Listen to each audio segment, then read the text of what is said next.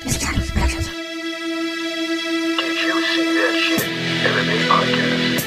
Hosted by mixed martial arts journalist Mike Strauss, aka Strauss21, and Chicago's number one underground comedian, Apollo Taj Mahal.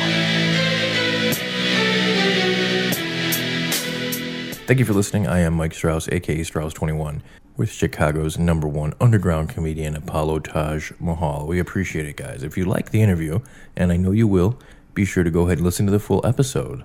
You can find it on our website, didyousseethatshit.com, YouTube, iTunes, Stitcher, Google Play, pretty much wherever you find your favorite podcast. Be sure to listen to the whole episode. We appreciate it very much, guys. So I want to welcome Chris Leben. He's a retired mixed martial arts fighter. He's a coach. He's a ref. He's a judge. He's got his hands in a lot of different things now. He's staying busy. What's going on, Chris? Not much, man. Just glad to be on your show. Thanks for having me. Man, anytime. I think you're one of the, you're one of the guys that you're there from the very beginning. You're still around the sport. I think we need more guys like you that, have street cred, if you will, from the game. But, now you're active. You're reffing, you're judging. I'm seeing you in more and more places.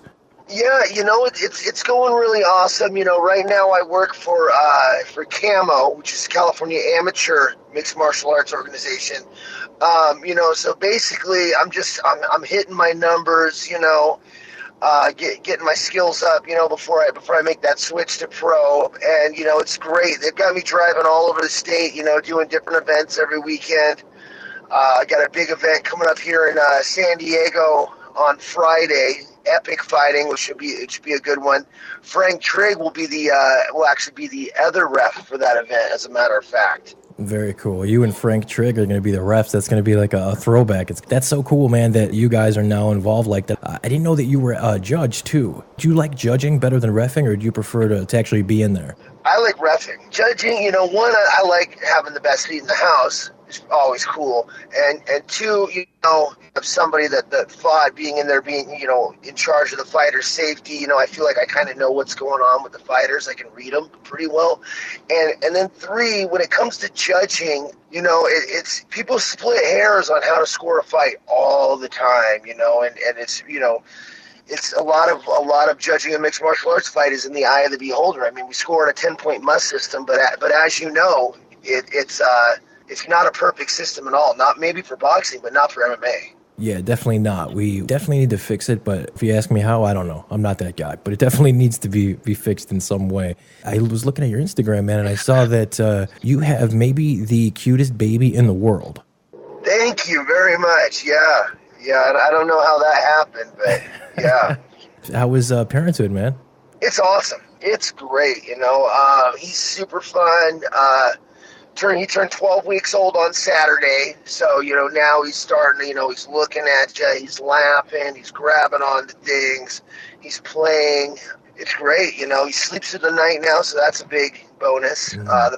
It's funny because everybody told me, they said, well, it's the best thing that'll ever happen to you. They're going to wake up every 2 hours crying, they're going to shit on everything, they're going to, pee on you, they're going to puke. It's the greatest thing that you'll ever go through, and it's so true. It really is. It's all worth it. Yeah, it definitely is, man. And I know that you're going to be a great father. The arena gym, the arena MMA, that seems to be going pretty good too, huh? Yeah, we're crushing it at the gym. Yeah. Now that's a full-fledged mixed martial arts gym, right?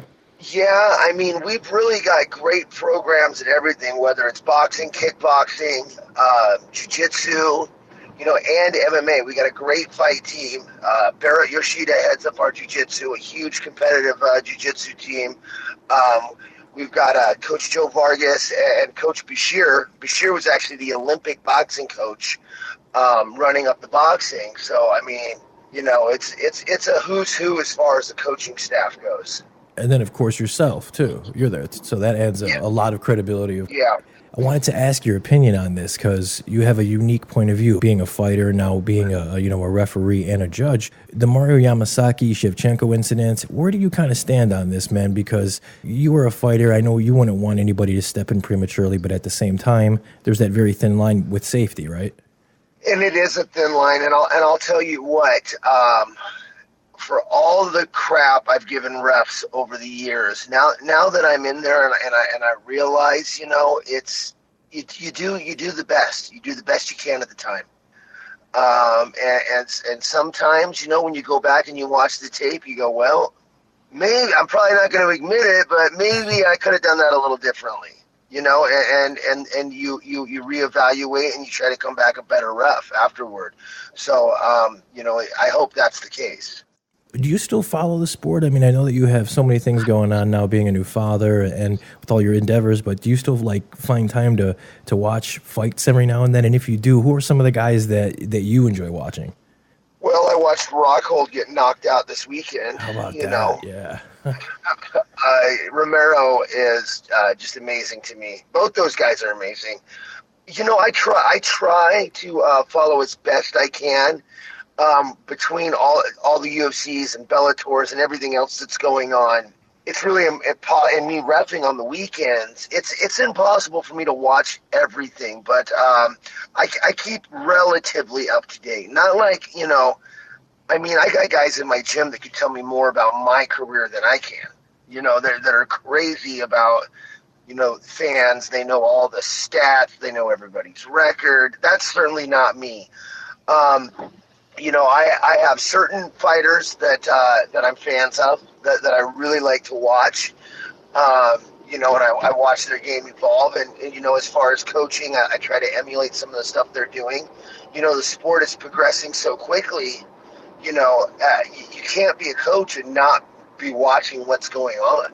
Is there anything else that you'd like to add, man? If anybody wants to train with me, I'm at the arena. Other than that, they'll, you know, hopefully they'll catch me reffing at a fight. Life is good, man. Life is good. Life is good, man. Well, I appreciate it, Chris. I'm truly happy, man, that you are out there and you're fucking doing it. I really think we need more guys like you, like Frank Trigg. That's just the coolest thing because you guys actually know the sport. And I think once this thing cycles through, we're going to really start getting competent guys like yourself in positions that matter. Thanks, man. Thank you. Yeah, I hope so. You know, as far as I know, I believe that Trigg and I are the only two guys reffing. Yeah, which is just crazy, you know? I mean, I guess guys are going in other ways, but I think that once more people see the success that you and Frank are going to have, I think that we're going to, you know, you're going to be a pioneer in that field too. So we kind of have a tradition here, man. Could you say this is Chris Leben and you're listening to the Did You See That Shit podcast? You got it. This is Chris Leben, and you're listening to the Did You See That Shit podcast. I appreciate it, Chris. Awesome. All right, thanks, man. Thank you so much, man. Talk to you later.